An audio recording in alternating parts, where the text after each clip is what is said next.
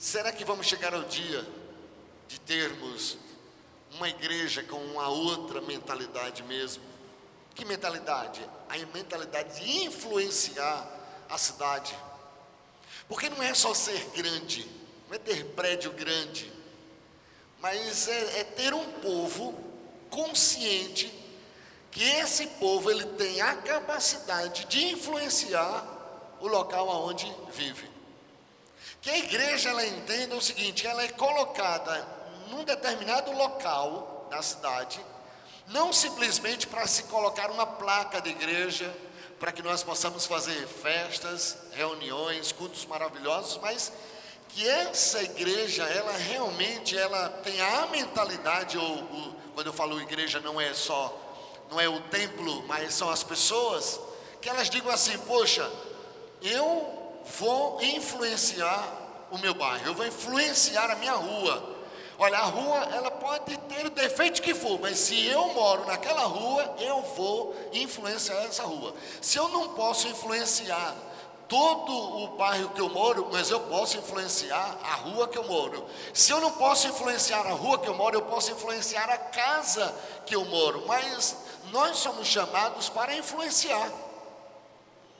A convocação de Deus para nós é essa, não é cultuar. Não é estar aqui, bater palma, abrir Bíblia, levantar, sentar, cantar cânticos. Não, é influenciar. É chegar ao ponto de você, aonde você for, os caras botaram a boca aberta e dizer: aqueles que transtornam o mundo chegou até nós. Mas não é transtornar um mundo de pintura, não, é transtornar o mundo com a vida de Deus. Porque os discípulos, eles nada mais eram do que homens semelhantes a nós. Porém, eles saem numa disposição do seguinte: nós vamos influenciar.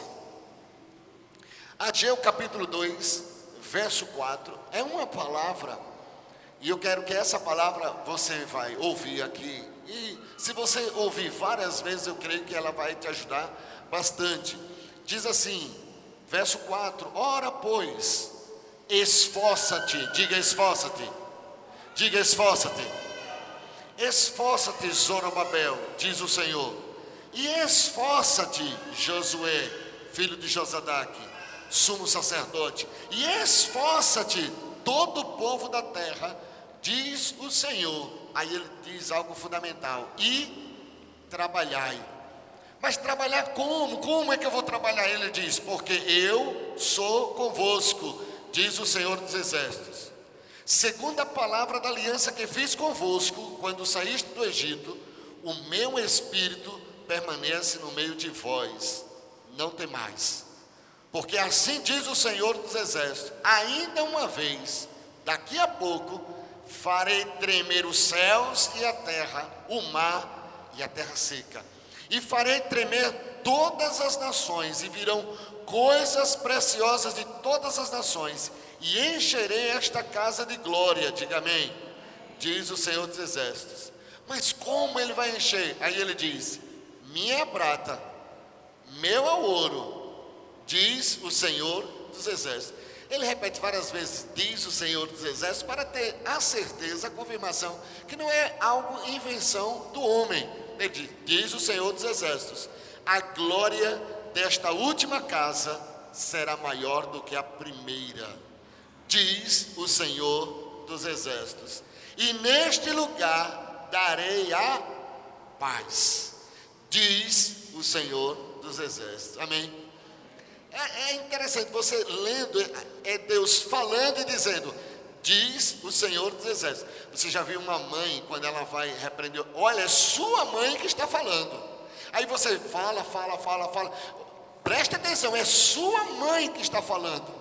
A mesma coisa aqui, Deus vai dando a sua palavra e vai dizendo, olha, diz o Senhor dos Exércitos. Diz o Senhor dos Exércitos. Agora, como nós vamos fazer essa diferença? Como é que Deus vai levantar uma igreja de um bairro insignificante aos olhos dos homens para fazer a diferença?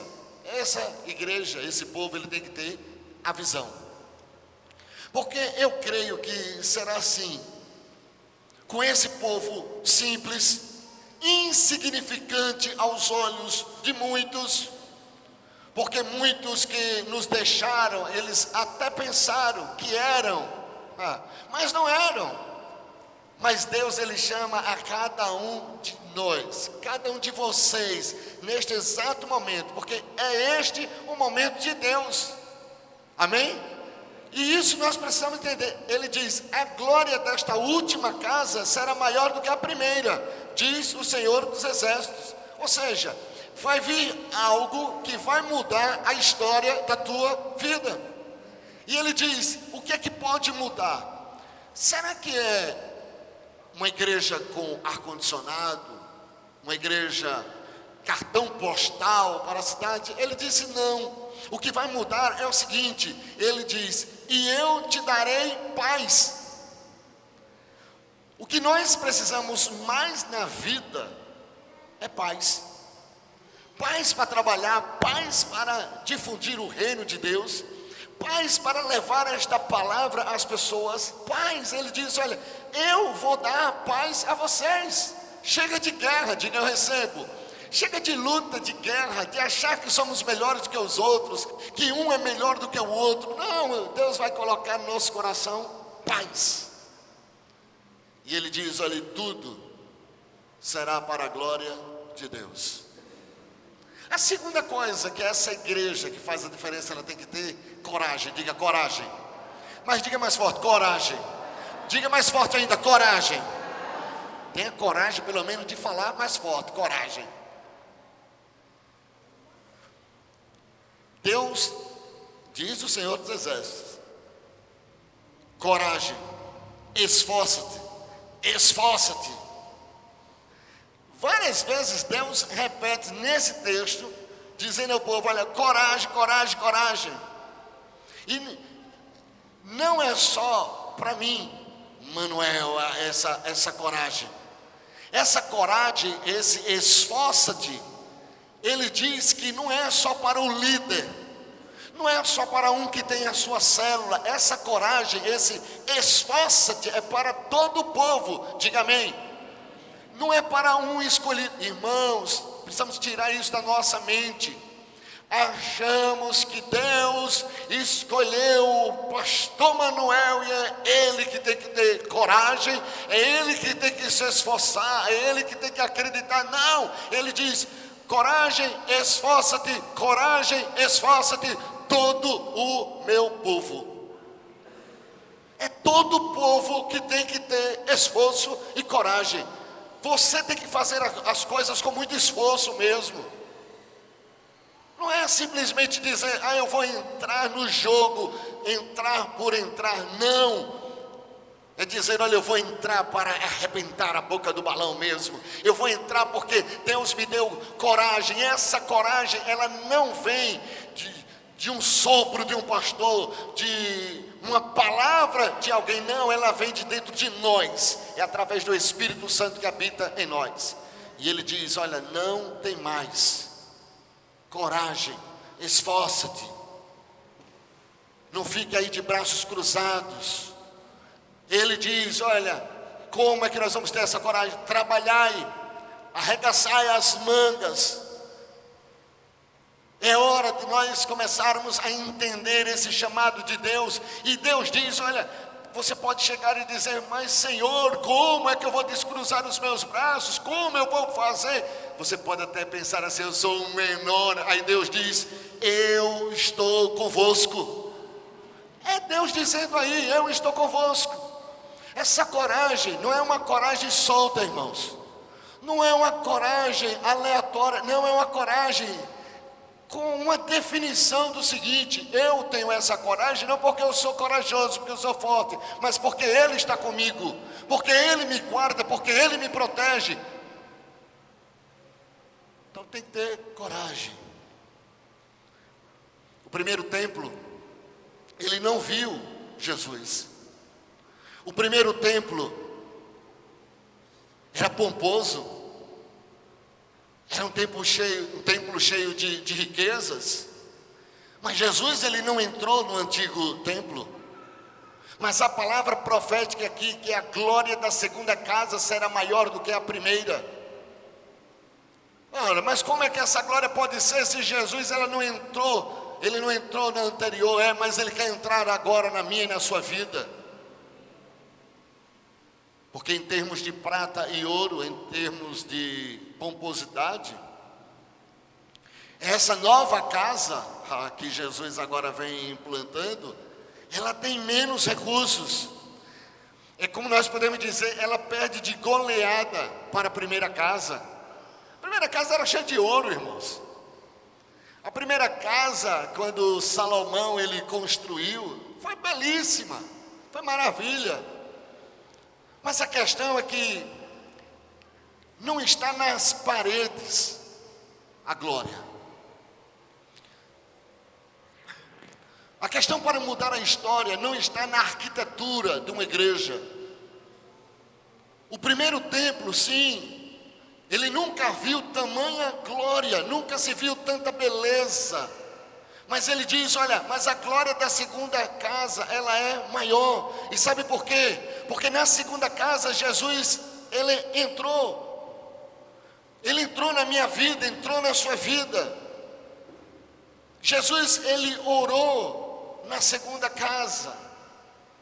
Na segunda casa, Jesus entra e ele profetiza: não ficará pedra sobre pedra. Nessa segunda casa. Então eu sei que há muitas igrejas que podem até ser úteis para se transformar num cartão postal, pela sua beleza, é verdade. Mas Jesus ele não morreu para que a igreja, a minha, a sua, a nossa igreja, ou a igreja, seja ela qual for, ela fosse um espetáculo aos olhos humanos. A igreja não é para ser esse espetáculo. Jesus morreu para que nós tivéssemos vida, e não somente vida, mas uma vida abundante. Que todas as pessoas que entrem na casa de Deus, elas não entrem por causa da sua arquitetura, por causa da sua beleza, por causa da sua acomodação, por causa de todos os ambientes, desde berçário até crianças, adolescentes, mas que as pessoas, elas entrem para serem transformadas pelo poder da palavra de Deus. É isso que é uma igreja que faz a diferença. Coragem. Se deseja fazer a diferença, você tem que sentir dentro de você que pode fazer a diferença. Eu não posso impor você, eu não posso colocar na sua mente o que você tem que fazer, não, mas você tem que sentir dentro de você. Eu não sei, mas eu sou impelido, eu sou empurrado a realizar esta grande obra. É aquela coisa, Jonas, ele desejava de todas as formas não ir, mas ele tinha que ir. E você tem que entender o seguinte: a missão é nossa. Nós como igreja, é nós que temos que pregar o evangelho, é nós que temos que falar do amor de Deus. Não é a Rede Globo, não é a internet, somos nós, pessoas, que temos que ir lá e pregar este evangelho. E você tem que saber que é você que tem que fazer a diferença. E saiba de uma coisa: esse seu amigo, aquela sua amiga, se ela morrer hoje e for para o inferno, você leva a culpa sim, porque você tem a oportunidade de falar do amor de Deus para ela, e não fala. E nós precisamos entender que nós podemos fazer a diferença.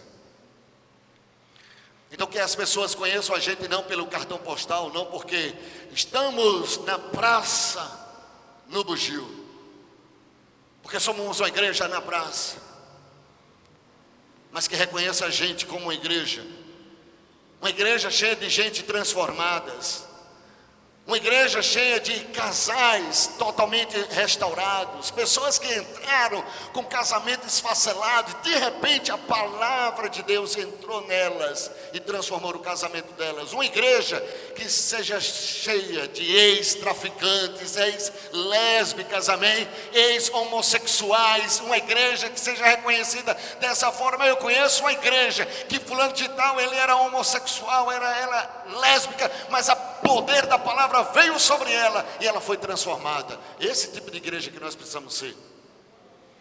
Uma igreja que todos possam dizer: estes que têm alvoroçado o mundo chegaram também até aqui. Uma igreja cheia de gente arrebentada, mas restaurada. Chegou totalmente arrebentado, mas foi transformado pelo Espírito Santo de Deus. Uma igreja de gente viva, amém? E não um prédio de gente morta, gente fria, seca, mas um prédio onde as pessoas, elas entram para cultuar a Deus e elas dão o seu melhor, ela dá o melhor louvor, ela presta o melhor louvor, ela tem prazer de vir à casa de Deus, tem prazer de sentar nessas cadeiras e glorificar ao Senhor. Ela vem não porque não tem nada para fazer em casa, não, mas tem sim, mas não há nada melhor do que adorar e servir a este Deus. Porque, irmão, do que adianta termos seguidores de anos, estou há 22 anos, o que adianta nós termos seguidores, se realmente o que muitos querem ou queriam era somente guerra, confronto? Porque nós podemos ter na vida muitos conhecimentos, como muitos tinham conhecimento, conhecem a Bíblia, nasceram no lar cristão, cheio de conhecimento da palavra. Aí eu digo, por quê? O que é que adianta tanto conhecimento teológico? O que é que adianta nós termos dentro das nossas igrejas pessoas que conhecem o hebraico, o grego, se realmente a gente não tem a vida de Deus em nós? O que é que adianta tanto tempo numa igreja, sendo religioso, se tem apenas um Cristo crucificado na história? Eu conheço um Cristo que ele morreu há mais de 2000 anos atrás, ele morreu por cada um de nós, só na história. Então aqui pode não ter hoje uma catedral famosa, podemos não ter aqui hoje pessoas reconhecidas no meio cristão, não temos hoje aqui pessoas com influência política, aqui não tem ainda ninguém milionário, ainda, diga eu creio. Aqui não temos ainda empresários que digam assim: olha, Deus é Deus do meu negócio e eu vou investir no reino. Ainda não temos, teremos em nome de Jesus. Mas uma coisa nós temos um feito maravilhoso neste lugar, é Deus agindo nas nossas vidas. Isso é que é bom, isso é que é o barato do Evangelho, irmãos.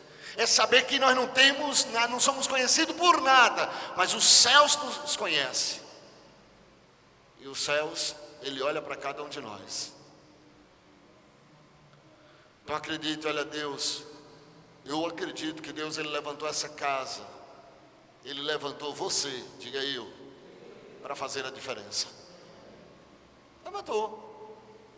Eu sei que o diabo, ele já colocou algo no seu ouvido aí, mas você é um nada, você é insignificante.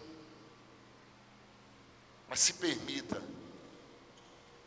abrir o coração para Deus e você ficará surpreso o que Ele fará através da tua vida. Uma pessoa só. Eu digo sempre, Deus, Ele não busca multidões, irmãos. Uma pessoa só. Olha, uma pessoa transformada, uma casa de 12 pessoas, uma pessoa só se convertendo, é o suficiente. Se você olhar a sua família, você fizer as contas de pai, mãe, irmãos, tio, tia, filho, neto, pode contar. Você é salvo? é o suficiente para que o poder de Deus transforme toda aquela sua casa. Uma pessoa só. A mesma coisa, uma igreja, uma pessoa, um ser humano decidido a fazer a diferença, vai fazer e vai abalar céus e terra. Então a visão de Deus, ela é bíblica. Mas é bíblica porque ela é de Deus. Mas tem alguém enfurecido? Tem o diabo. Ele veio matar, roubar e destruir. Não podemos achar que nós vamos fazer algo na vida e não tenha o trabalho do diabo a ser contra a tudo que está sendo feito. O diabo vai sempre estar se levantando. Porque querendo ou não, diz a própria palavra de Deus, ele é o inimigo das nossas almas. A alma, ela diz, olha, eu quero isso. Aí, se você não tiver cuidado, você é levado por esse lado. Aí você diz, não, mas eu sou de Cristo. Cristo me guia. Ele é meu Senhor. Amém? É uma decisão. Amém? Se você deseja fazer a diferença, além de se esforçar, tem que ser corajoso. Muito corajoso. Aqui nesse texto, a palavra corajoso aparece 5 vezes. Se não formos uma igreja corajosa, é melhor não seguir adiante. Irmãos, para enfrentar, tem que ser corajoso. Uma pessoa que fica na dúvida, tupiando, como diz aqui no Nordeste, não vai conseguir nada na vida. Pedro, ele andou sobre as águas, mas ele só andou sobre as águas até enquanto ele creu naquela palavra que saiu da boca de Jesus, vem. Mas diz que no meio do caminho ele começou a olhar as dificuldades, a olhar a distância do barco, e aí ele afundou. Mas a igreja, ela precisa de homens e mulheres corajosos. E eu digo corajoso por quê? Porque vão vir ataques. Quem é que entra no ministério? Às vezes eu vejo alguns pastores, mas se levantam e fazem isso, divisão. Irmãos, eu não vejo nada de novidade. E vocês sabem que a gente já passou por tantas e tantas, e maus bocados nós passamos. Mas não me pegou de surpresa. Mas por que não me pegou de surpresa? Porque eu conheço a palavra de Deus. E Jesus, na noite em que ele ia ser entregue, ele chama os discípulos e diz, olha, vão perseguir vocês, vão escorraçar vocês das sinagogas, vão espancar vocês. Mas no mundo, vocês vão ter aflição, mas tenham de bom ânimo. Eu venci o mundo. Então a igreja, ela tem que ser uma igreja corajosa em saber que ataques vão vir. Setas do diabo, claro que o diabo vai mandar as suas setas inflamadas do maligno. Igreja, nós não podemos mais ser uma igreja boba. O que é uma igreja boba? É uma igreja que fica achando que é tudo mil maravilha, vai dar tudo certo, que tudo que você fizer vai prosperar. Não é assim, vai ter dificuldade, vai ter atropelos, vai ter tropeços no meio do caminho. Mas ele disse, eu estou convosco. Ele não está conosco somente quando você está glorificando ao Senhor. Não, quando acontece alguma coisa na sua vida, quando o irmão critica você, fala mal de você, ele vai estar com você. Chegaram para Gamaliel e disseram, olha, é o seguinte, tem uns caras aí que estão inventando um tipo de evangelho. Ele disse, olha a sabedoria de Gamaliel, ele disse, se for de Deus, permanece. Vamos ficar calado. Se for de Deus, permanece. Fulano de tal botou uma igreja e... Calma. Se for de Deus, permanece. É o melhor conceito. A gente precisa criticar, falar mal, amaldiçoar, jogar praga. Se for de Deus, permanece. Mas saiba que você tem que ter coragem, porque ataques hão de vir. O diabo vai mandar os seus demônios. E se ele mandar os demônios, os ataques, você vai fazer o quê? Vai correr para debaixo da cama? Não, enfrenta. Tem que enfrentar, irmãos. Esse é o ensinamento que nós tivemos nos 3 anos atrás. Um dos maiores ensinamentos. Viver do tempo. O tempo mostra todas as coisas. Mas saiba que ataques hão de vir. Diga, mas eu não sou do que retrocede. Diga, eu não sou do que retrocede. Amém? Diga, seu irmão, seja corajoso. Amém? Eu conheço, eu visito poucas ministérios, é muito pouco eu visitar, dificilmente eu saio.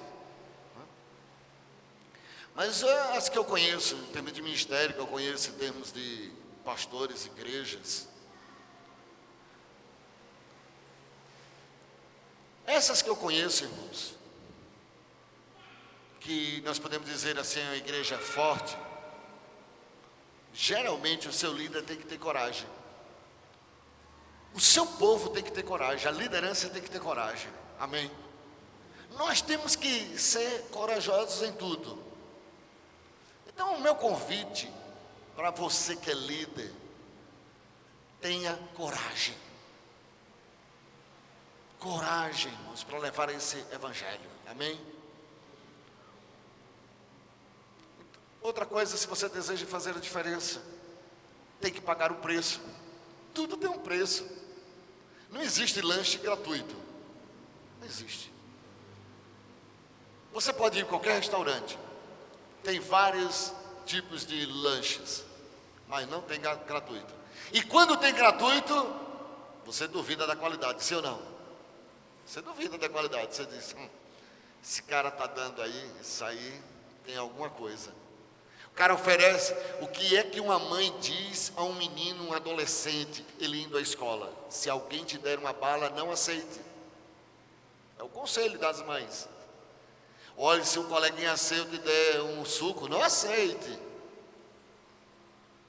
Por quê? Porque não existe lanche gratuito. Então, a igreja, ela tem que entender o seguinte, bom, eu sou igreja de Cristo, eu tenho que pagar um preço. Porque uma igreja forte, uma igreja que faz a diferença, é aquela que seu líder, sua liderança, ela não tem medo de Satanás. Ela não tem medo das obras da carne. Tem que pagar um preço para lutar contra todas essas hostes malignas. Não tem que ter medo da mídia, não tem que ter medo da crítica. Criticado você vai ser, cara. Mas se nós queremos ser uma igreja forte, não temos que ter medo da crítica. Porque Deus mesmo, Ele, sabendo que o seu povo era capaz de retroceder, Ele diz, não temas, eu estou com você. Eu estou contigo. Várias vezes a gente vê isso na Bíblia. São 366 vezes. Não temas, não temas, não temas e não temas. Uma para cada dia. Porque você não pode. Porque se você ficar, fulano de tal, me criticou, falou mal de mim. Deixa para lá, meu irmão. Segue adiante. O chamado nosso é esse. Amém? Pergunta a você, qual foi o preço que Paulo pagou? Não é verdade? Porque a gente quer ser uma grande igreja, sim ou não? Nós queremos influenciar a nossa geração, sim ou não? Mas a gente não quer pagar o preço. Paulo pagou um preço incrível, irmãos. Aquele que antes estava perseguido, agora era perseguido.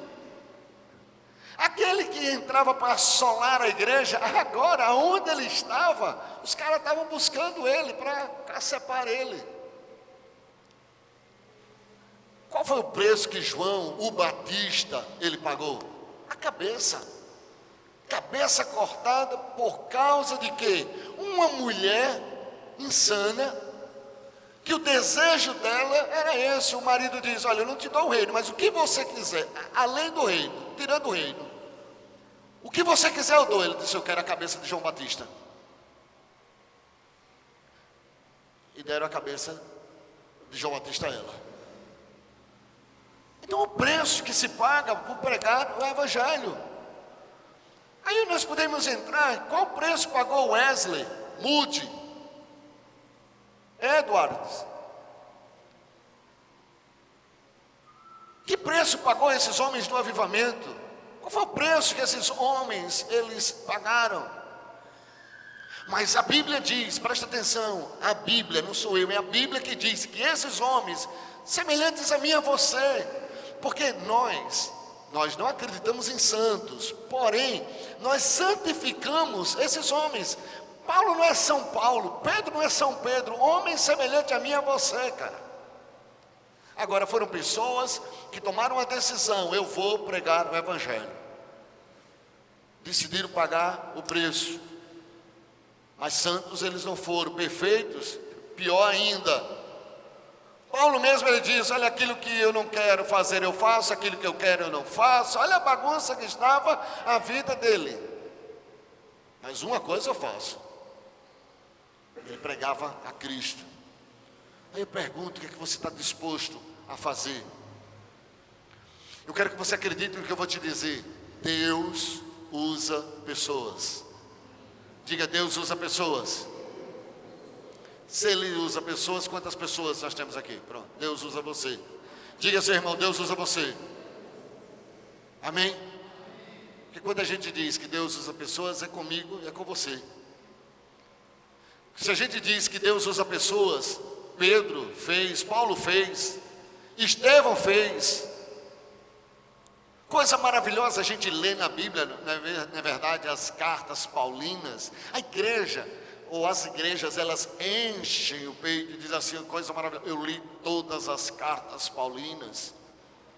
Ah, eu vi toda a história de Pedro. Sim, eles fizeram. Mas nós também somos chamados para fazer. Amém? Eu quero dizer a você, não sei se você sabe, Paulo já morreu, Pedro já morreu, Estevão já morreu, Wesley já morreu, Eduardo já morreu. E tantos outros já morreram. A bola da vez é você, diga amém. Diga, a bola da vez sou eu. É você. Eu sempre tive em mente o seguinte, eu sempre trabalho com os meus. Eu não sou saudosista. Ah, porque era bom quando tinha fulano, tinha Beltrano. Não tenho isso. Você conhece a mim. Eu não penso, jamais eu penso nisso. Nunca pensei um dia da minha vida. Uma coisa eu sei o seguinte, a bola da vez quem é? É você, diga sou eu. Então é você que Deus vai fazer com que possa ser usado para a glória dEle, para alavancar o reino de Deus neste lugar. É você. Porque senão nós vamos ficar aqui com saudade. Ah, como era bom. Não, foi bom. Nós temos uma história. A igreja tem uma história. Mas a bola da vez é você. Diga, sou eu. Mas diga crendo em nome de Jesus. Diga, sou eu. Diga, sou eu. A bola da vez é você, rapaz. Está na cara do gol. Vai passar a bola para quê? Chuta, é seu. Amém? Porque às vezes a gente fica, não, eu não sei. E agora? O gol está aqui, a bola está aqui. E agora faço o quê? Vou atrasar para o goleiro? Vou fazer raiva. Chuta, cara. Vai adiante. Ah, como era bom quando tinha um grupo que as mulheres iam para o hospital. Como é a história? Como era bom. Faça ser bom agora. Pega um grupo de mulheres, vamos para o hospital e vamos orar por essas pessoas, porque a bola da vez sou eu. Sou eu que tenho que ir lá. O melhor da vez sou eu. Amém? É você que tem que fazer. Então sobrou no pé, meu amigo. Chute. Amém? É assim que a gente tem que pensar como igreja. Eu não sei se você acredita. E eu termino dizendo isso. Muitos não acreditam no que eu vou te dizer. Mas a igreja primitiva não existe mais. Coloque uma coisa na sua cabeça. A igreja primitiva não existe mais. O que o Senhor quer dizer com isso? Que agora é a sua vez. Nós é que temos que fazer acontecer na história. Porque fica um monte de crente só dizendo: mas na igreja primitiva, porque a igreja primitiva, ela não existe mais. Não existe mais nas suas formas, não existe mais em muitas coisas. Mudou, irmãos, o mundo mudou. A palavra de Deus, ela permanece a mesma, mas parece que a cabeça dos evangélicos, ela está lá no século I. Nos anos 30 depois de Cristo. Essa igreja já foi, irmãos. Faça a sua história. Vamos fazer a nossa história. Vamos escrever o nosso livro, amém? Atos 29. Não fica aí acovardado, medroso. É você que Deus levantou nessa geração. Eu não vou passar em branco, pode ter certeza disso. Porque uma coisa eu tenho convicção, tenho certeza, eu sei que tenho crido. E nós fomos chamados com um propósito. Porque hoje, eu não sei se você sabe, mas hoje é 2019. Hoje é 2019. Aí eu pergunto, 2019, se você não fizer, quem fará? Adianta ficarmos falando mal de outra igreja, de outra religião? Adianta ficarmos aqui achando que somos os melhores? Achando que somos melhores do que homossexuais, lésbicas? Achando que somos os melhores do que os jovens lá fora? O que adianta? Porque nós não somos. Nós somos iguais. Só que nós temos a palavra de Deus em nós.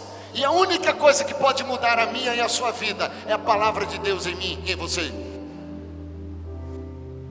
As outras coisas é tudo balela, irmãos. As outras coisas é somente olhar o tamanho da roupa de uma pessoa, olhar se a pessoa usa brinco ou não usa, se corta cabelo ou não corta, se anda dessa forma ou não se anda. Isso não é evangelho. Evangelho é o poder de Deus. É dizer: meu filho, a graça de Deus se manifestou. Aonde é que está a graça? Olhe para mim, eu quero te dar um abraço da graça do Senhor, e você abraça a pessoa. Esse é o evangelho. Não adianta nós ficarmos dizendo assim: olha, Paulo, é você que vai fazer a diferença, amém? Vamos ficar em pé? Você foi chamado para fazer a diferença. Diga: eu vou fazer a diferença. Diga: eu vou fazer a diferença. Faça a diferença. Porque chegou o nosso tempo, irmão. Chegou a nossa hora. Chegou a nossa vez. Essa é uma convocação. Porque eu fico pensando nesses 22 anos de ministério. Muita coisa nós enfrentamos. Mas eu quero que Deus nos conceda homens e mulheres corajosos. Homens e mulheres que queiram pagar um preço de serem criticados, mal entendidos, mas eu sigo adiante, eu sigo crendo, eu sigo pregando esse evangelho do reino de Deus, amém? É você que Deus chama, então não temas, Deus é contigo. Se em algum momento você chegar e pensar: estou só, você nunca vai estar só, amém? Glória a Deus, glória a Deus.